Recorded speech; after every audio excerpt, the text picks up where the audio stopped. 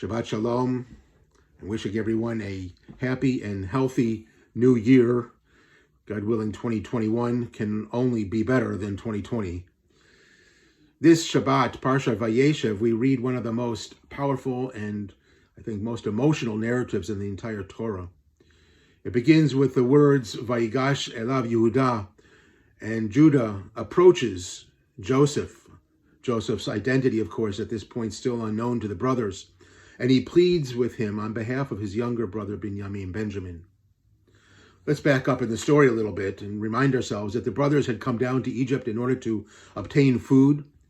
Joseph, recognizing them, and now remaining incognito, of course, tests them and sends them back for their younger brother Benjamin, the child of their father Jacob's old age. And after returning with Benjamin, the brothers are once again ready to depart Egypt when Joseph arranges to have his cup secreted into Benjamin's bag, sent to discover, if you will, the quote-unquote hidden cup.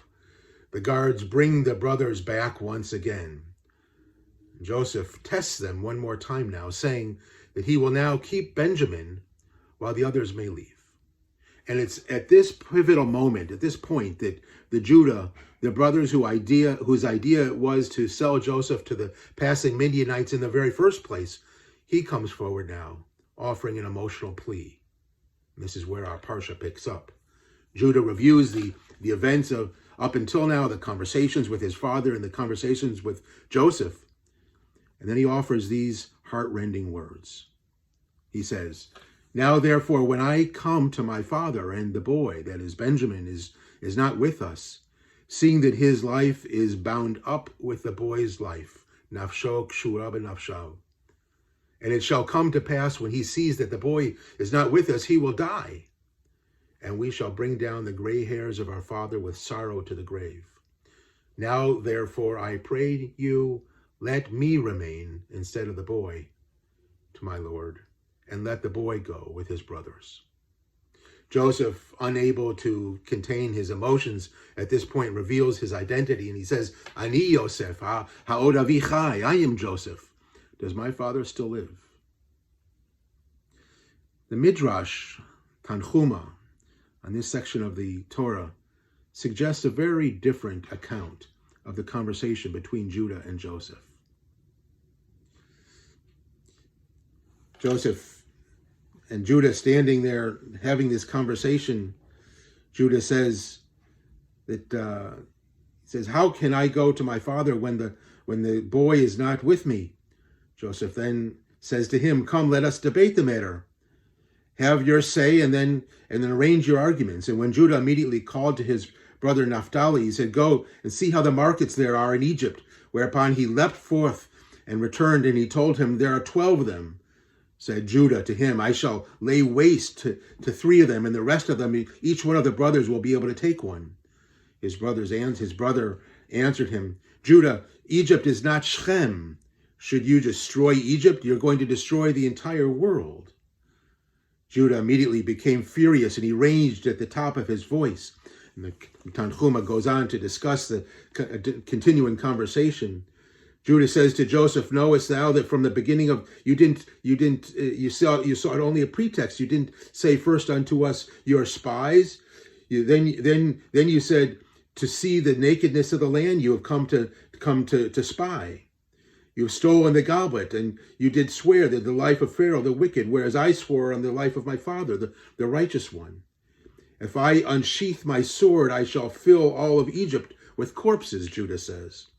Said Joseph to him, "If you will unsheath your sword, I shall bind it around your neck, Judah." Judah says, "I will open my mouth and I'll swallow you up."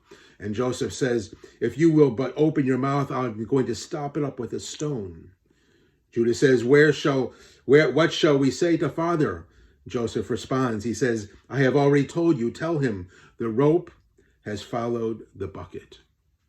That's the Midrash's way of expressing the idea that first Joseph dies, at least in the eyes of his father Jacob, and now they're going to take his youngest Benjamin away from him.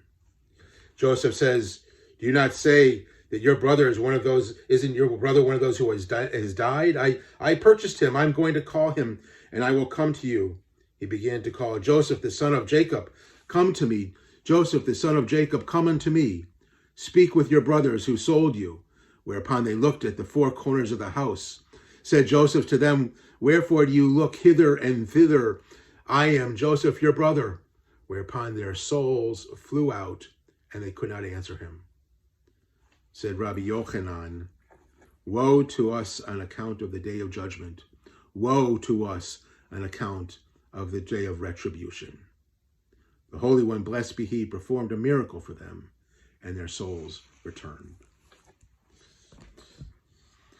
The Midrash describes a very heated conversation between Joseph and Judah. What is the reason for this Midrashic interpretation of Judah's speech?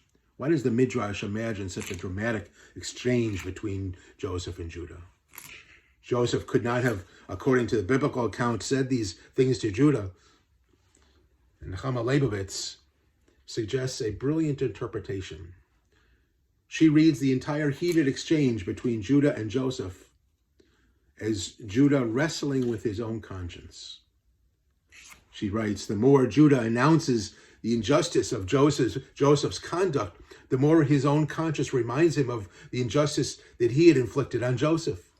When Judah's natural indignation at the injustice knows no bounds, he threatens to envelop a whole empire with catastrophe for the slander of innocent people and peril of starvation.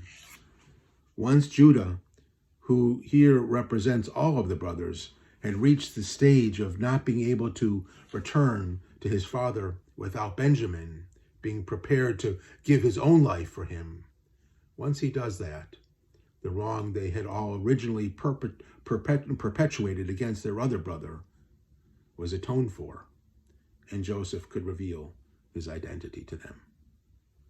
Wishing everyone a Shabbat Shalom and a happy and healthy New Year.